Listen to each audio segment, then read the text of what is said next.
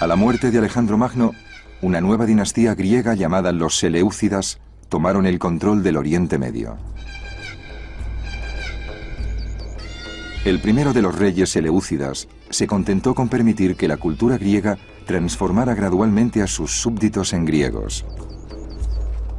Pero en el año 185 a.C., un hombre muy poco corriente subió al trono de los Seleucidas. Era Antíoco IV, pero sus súbditos le conocían como Antíoco el Loco.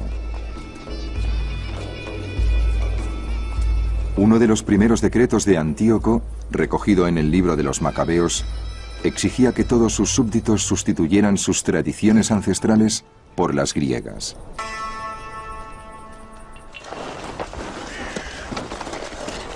El rey emitió una proclama para todo su reino, diciendo que todos debían formar un solo pueblo, renunciando a sus costumbres particulares.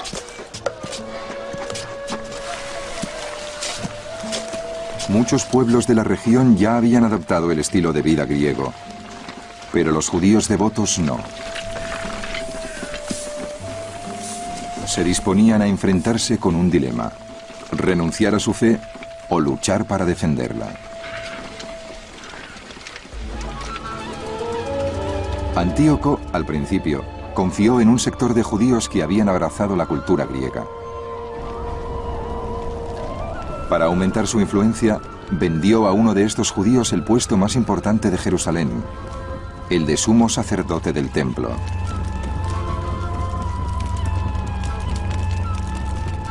Jasón usurpó el puesto de sumo sacerdote, prometiendo a Antíoco 360 talentos de plata.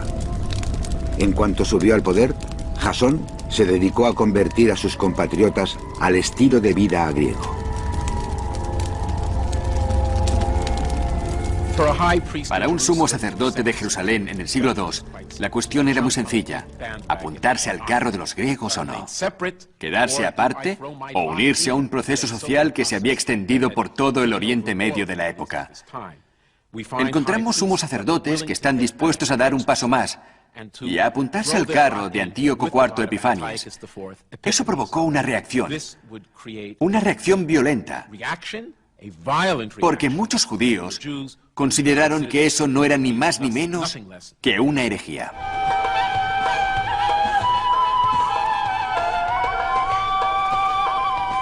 La circuncisión era el símbolo definitivo que distinguía a los judíos.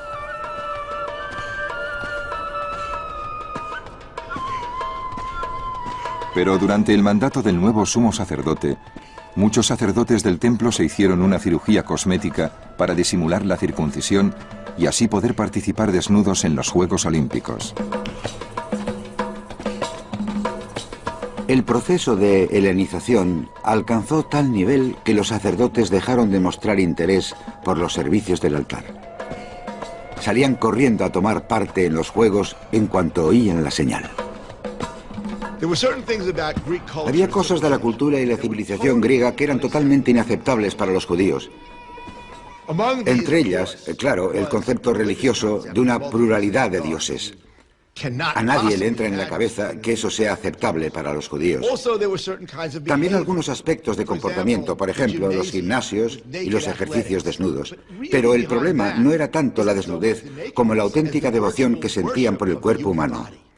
Esta clase de conceptos teológicos, ese tipo de actitudes, eran totalmente inaceptables para la mayoría de los judíos. Según el libro de los Macabeos, el insulto definitivo para los judíos llegó cuando Antíoco ordenó que el alma y el corazón del judaísmo, el templo de Jerusalén, se convirtiera en un templo griego.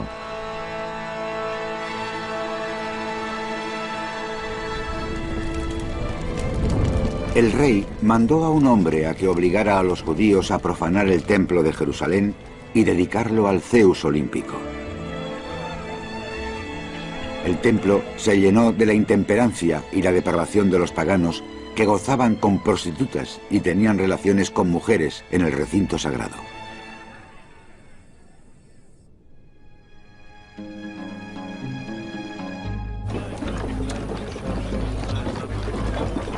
La revuelta contra Antíoco empezó en el campo, porque el rey había ordenado a sus hombres que viajaran de pueblo en pueblo con un ídolo de Zeus. Los comisionados del rey llegaron al pueblo de Modein para obligarles a ofrecer sacrificios. Muchos israelitas se reunieron a su alrededor, pero Matatías y sus hijos se mantuvieron aparte. Los comisionados del rey se dirigieron a Matatías. Tú eres un líder respetado, un gran hombre en esta ciudad. Si eres el primero en avanzar y obedecer las órdenes del rey, tú y tus hijos seréis premiados con oro, plata y muchos regalos. Levantando la voz, Matatías respondió: aunque todas las naciones que viven en los dominios del rey le obedezcan, mis hijos, mis hermanos y yo cumpliremos el contrato de nuestros antepasados. Cuando terminó de hablar, un judío se adelantó ante todos para ofrecer un sacrificio en el altar. Cuando Matatías lo vio, ardió de ira. Mató a los comisionados del rey y destrozó el altar. Luego huyó con sus hijos a la sierra. Matatías y sus hijos fueron conocidos pronto como los Macabeos.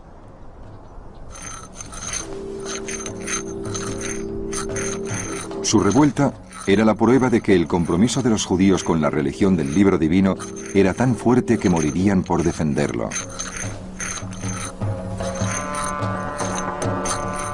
Los macabeos fueron a la guerra para terminar con la persecución religiosa, para reclamar el templo y purificarlo. Es la primera vez en toda la historia del mundo que una guerra empieza por una cuestión de libertad religiosa o de libertad de conciencia. También era la primera vez que el Estado se metía en las tradiciones religiosas y el resultado fue que la gente se negó. Iremos a la guerra, no podemos tolerarlo. Esa fue la guerra de los macabeos. Muchos de los rebeldes macabeos buscaron cuevas en el campo para esconderse del ejército de Antíoco. No solo les superaban en número, sino que se enfrentaban al inconveniente de tener que luchar según la ley bíblica.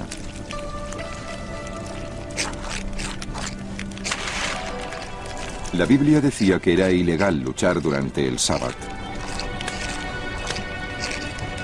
Así que cuando los griegos intentaron hacer salir con humo a un grupo de rebeldes durante el sábado, los rebeldes decidieron que preferían morir y esperar su recompensa en la otra vida, antes que violar la ley de Dios. No opusieron resistencia. No tiraron ni una piedra. No montaron barricadas en sus escondites. Solo dijeron: moriremos inocentes.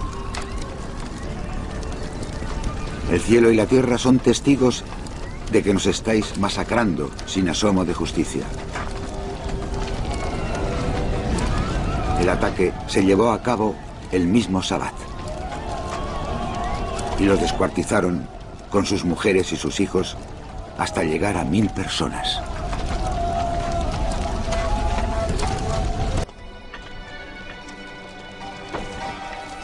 Pero después de las masacres, los rebeldes supervivientes decidieron reconsiderar la cuestión de la observación del sábado. Y la falta de certeza sobre el sentido de la Biblia les dio la libertad que necesitaban.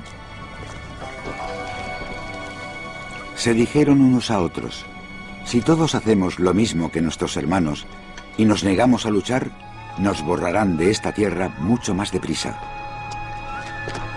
Y entonces tomaron la siguiente decisión: si alguien nos ataca durante el sábado, resistiremos. No podemos dejar que nos maten a todos como a nuestros hermanos en sus escondites.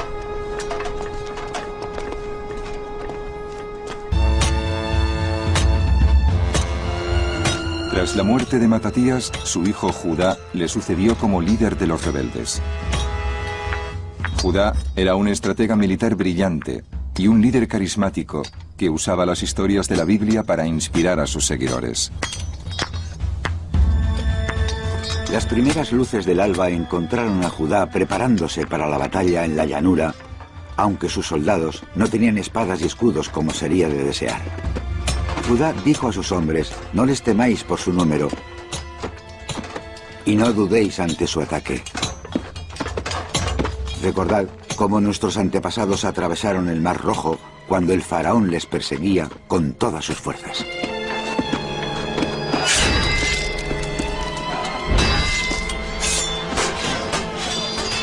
Los extranjeros miraron hacia arriba y al ver a los judíos avanzando contra ellos, salieron al campo de batalla. Los soldados de Judá tocaron las trompetas y se enfrentaron al enemigo. Los paganos fueron derrotados y huyeron hacia la llanura. Todos murieron bajo la espada.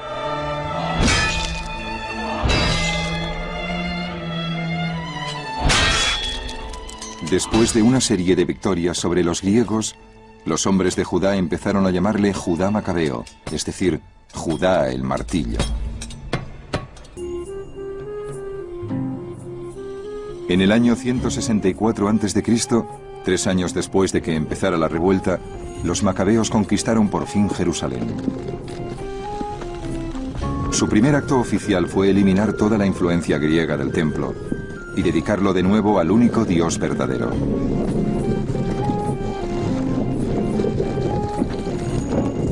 Macabeo y sus compañeros restauraron el templo y la ciudad.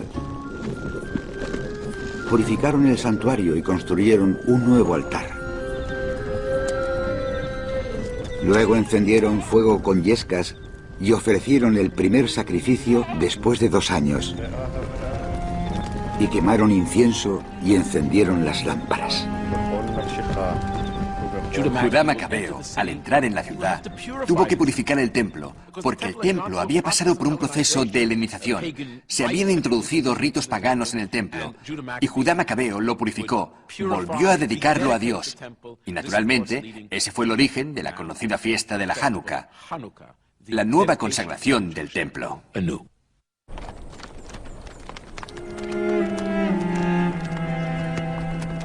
Aunque la Hanukkah se presenta como un momento triunfante de victoria,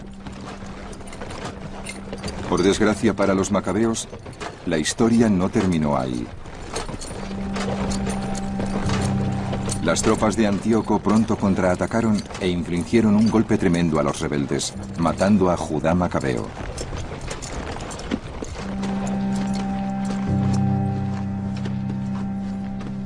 Todo Israel lloró y llevó duelo por él. Y durante muchos días repitieron este salmo. ¡Qué caída para ese hombre fuerte! El hombre que protegió a Israel.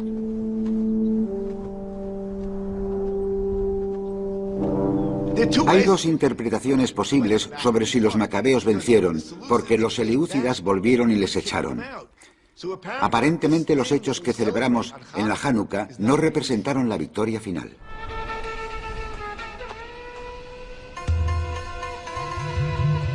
En la auténtica historia de los macabeos, no fue el poder militar el que obtuvo la victoria final, sino la política y las negociaciones. Después de la muerte de Judá, su hermano Jonatán le sucedió como líder de los rebeldes. En el año 152 a.C., Jonatán tenía a 10.000 soldados bajo su mando. Pero en lugar de iniciar una nueva guerra, Jonatán firmó un pacto con uno de los 2 generales griegos que luchaban por el control del imperio seleucida. Había 2 aspirantes al trono seleucida que competían por el gobierno de Siria. Jonatán fue muy astuto y apoyó con sus soldados al más débil de los 2 y a cambio consiguió que le nombraran sumo sacerdote y gobernador del pueblo judío. El pacto de Jonatán resultó bien. Judea logró la independencia por primera vez desde la dinastía del rey David. El reinado de los macabeos trajo un sentimiento de renovación a Judea. Esos judíos que leían su libro divino para comprender el mundo se sintieron muy reconfortados. Para ellos, la victoria de los macabeos contra todo pronóstico era una prueba más de lo que prometía la Biblia. Dios acudía a ayudar a los que estaban dispuestos a luchar por su fe. El significado de la Hanukkah era algo evidente. Luchando en una guerra justa, unos pocos pueden derrotar a muchos. Los justos pueden derrotar a los malvados. Eso es un lugar común, no solo de la tradición judía, sino de la tradición judeocristiana. La idea es que todos deberían estar dispuestos a morir por sus creencias, al martirio, y sobre todo a ser firmes en la fe.